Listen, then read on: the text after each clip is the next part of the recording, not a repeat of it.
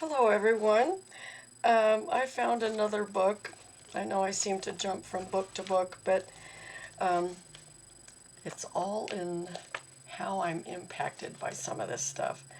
Anyway, this book is called The Bible Summary, and this is very interesting.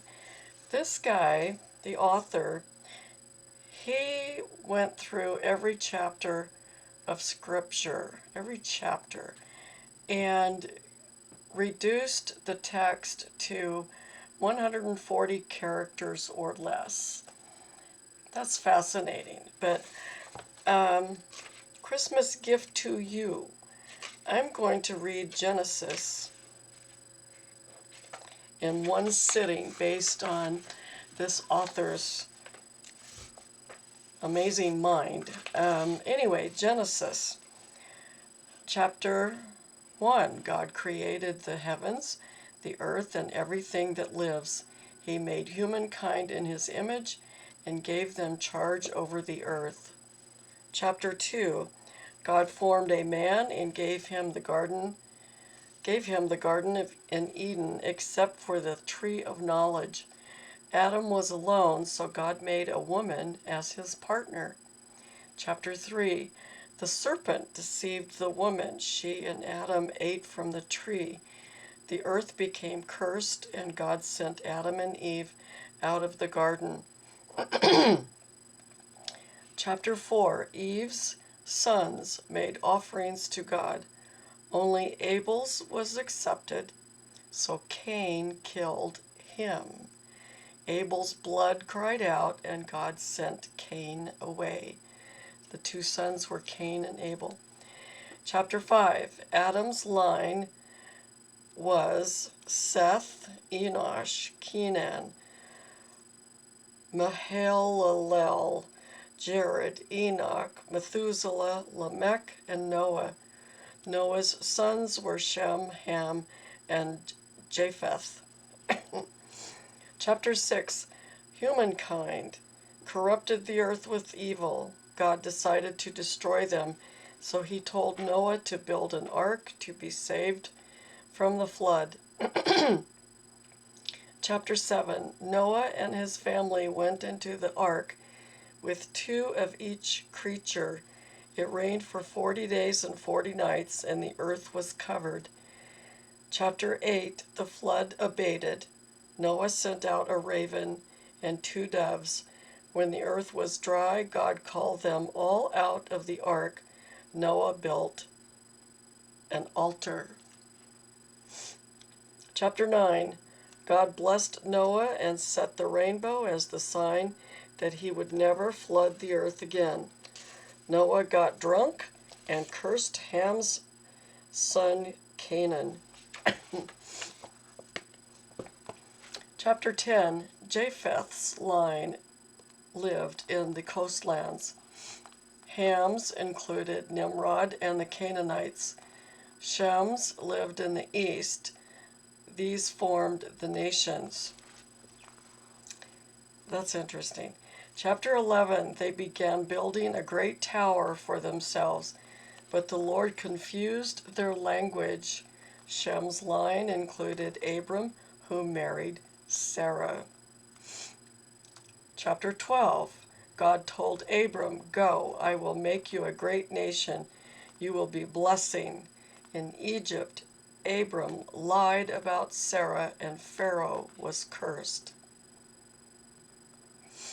Chapter 13. Abram journeyed with his nephew Lot. Their servants argued, so Lot went to Sodom, Abram, and Canaan. The Lord promised Abram the land. Chapter 14. The kings went to war and took Lot captive. Abram rescued Lot. Melchizedek blessed Abram, and Abram gave him a tenth of everything. Chapter 15. The Lord promised Abram an heir and many descendants. Abram believed, period. Abram believed. He was told that they would be enslaved but would then return. Chapter 16. Sarah told Abram to have children with Hagar. comment, Hagar was a maidservant. And Hagar was Egyptian, I think. Hagar conceived, then ran away, but an angel sent her back. Hagar's son was Ishmael. Chapter 17, God made a covenant with Abram and renamed him Abraham. He renamed Sarai Sarah and promised them a son. The men were circumcised. 18. 3 visitors came and said that Sarah would have a son next year. Sodom was very evil. Abraham pleaded with the Lord for the city. Chapter 19. Angels took Lot out of Sodom. The king was destroyed by fire. The city was destroyed by fire, and Lot's wife was turned to salt.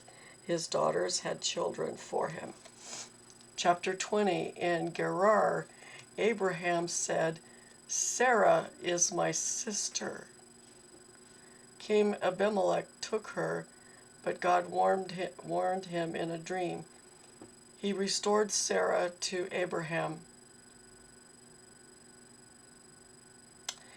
Chapter 21. As promised, Sarah had a son, Isaac. She had Hagar and Ishmael sent away, but God preserved them. Abraham and Abimelech made a treaty. Chapter 22. God told Abraham to sacrifice Isaac. As Abraham obeyed, an angel stopped him. The Lord provided a ram instead and blessed Abraham. Chapter 23. Sarah died in Kiriath Arba. Abraham asked the Hittites for a burial site. He bought a cave from Ephron and buried Sarah there. Chapter 24. Abraham's servant went to Nahor to find a wife for Isaac. He met Rebekah by the well. She went back with him and married Isaac. Chapter 25. Abraham died and was buried with Sarah. Isaac and Rebekah had twins, Esau and Jacob. Esau sold his birthright to Jacob for a meal. That's big. Chapter 26. In Gerar, Isaac lied about Rebekah. He grew so rich that Abimelech sent him away. He dug wells, and at Beersheba, the Lord blessed him.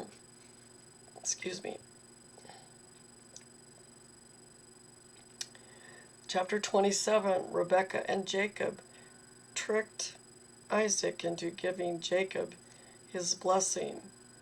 Esau vowed revenge, so Rebekah told Jacob to go to her brother Laban. Let me read that again. Rebekah and Jacob tricked Isaac into giving Jacob his blessing. Esau vowed revenge, so Rebekah told Jacob to go to her brother Laban. Chapter 28. Isaac sent Jacob to marry one of Laban's daughters. On the way, Jacob dreamed of a ladder reaching to heaven, and the Lord blessed him. That would be the famous Jacob's ladder. Chapter 29. Jacob worked for Laban 7 years to marry Rachel, but Laban gave him Leah and made him work 7 more for Rachel. Leah had sons.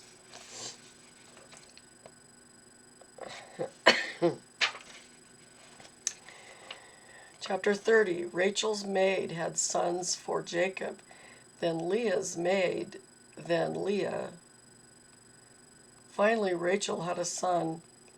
Laban allowed Jacob flocks as wages to stay. The Lord told Jacob to return home. Jacob left in secret, and Rachel took Laban's idols. Laban chased Jacob, but they made a treaty. Jacob heard that Esau was coming to meet him. He was afraid and sent gifts. That night he wrestled with a man who renamed him Israel. Chapter 33. Esau and his men arrived. Jacob bowed down, but Esau ran to embrace him. Jacob settled near Shechem and built an altar. 34. Shechem raped Jacob's daughter and asked to marry her. Jacob's sons told him to circumcise the men. Then Simeon and Levi killed him.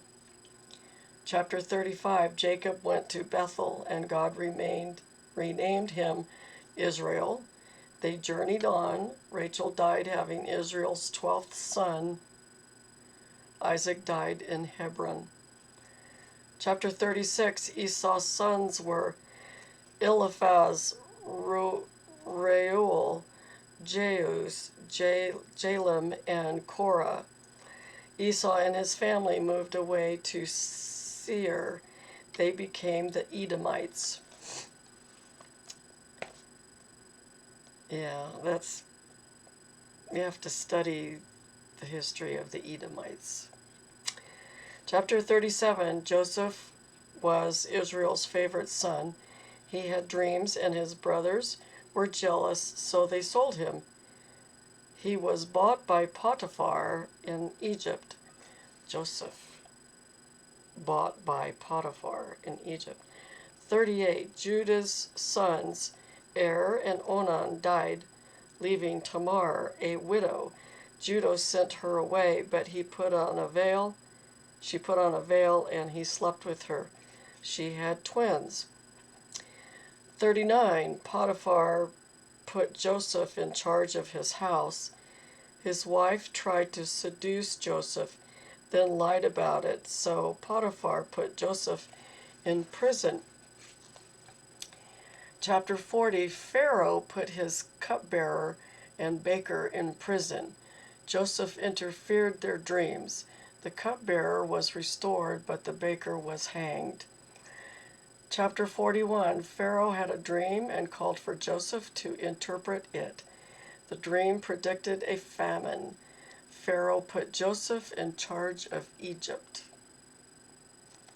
That's the Pharaoh. Chapter 42. Joseph's brothers went to Egypt to buy grain, but didn't recognize him.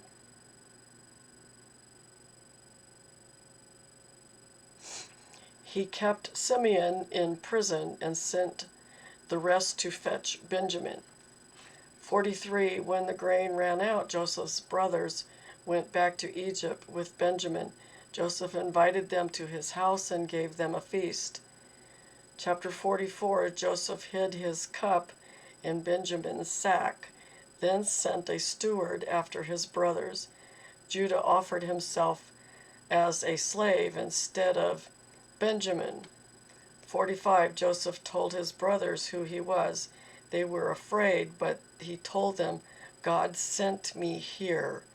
His brothers went to fetch their father. 46. So Israel set out with all his household. God told him not to be afraid. Israel and all his family came to Egypt, and Joseph met him. Chapter 47. Pharaoh allowed Joseph's family to settle in Goshen. The family continued, and the Egyptians sold all they had to Pharaoh for food. Chapter 48. Jacob became ill, so Joseph took his sons to see him. Jacob blessed Joseph's sons on his own, putting Ephraim instead of Manasseh. Chapter 49. Jacob gathered his sons and blessed each of them. He charged them to bury him with Abraham in the cave in Canaan, and then he died. Chapter 50. Pharaoh allowed Joseph to go and bury Jacob. Before Joseph died, he said that God would lead his people back to the promised land. A little bit of history there, especially nowadays with what's going on over in Israel. Anyway, that's Genesis. Summarized, very quick summaries of the story. It's, in my opinion, it still lends itself to the actual reading of the scriptures, because the scriptures go into more detail and more history about why these things happened. Um, so anyway, this is a very interesting book. I probably, well, I don't know, Exodus. Oh, it depends on how I move, but I thought that you would enjoy this. For me right now, it's 3 days before Christmas, and I want to wish everyone a Merry Christmas. Happy New Year. I'll probably be back before then. But asking for God's blessings and a true enjoyment of the birth of Christ. I hope that you're with friends and family and you are deeply loved by many. And I have to tell you that I enjoy doing this. Thank you so much. And I will be back.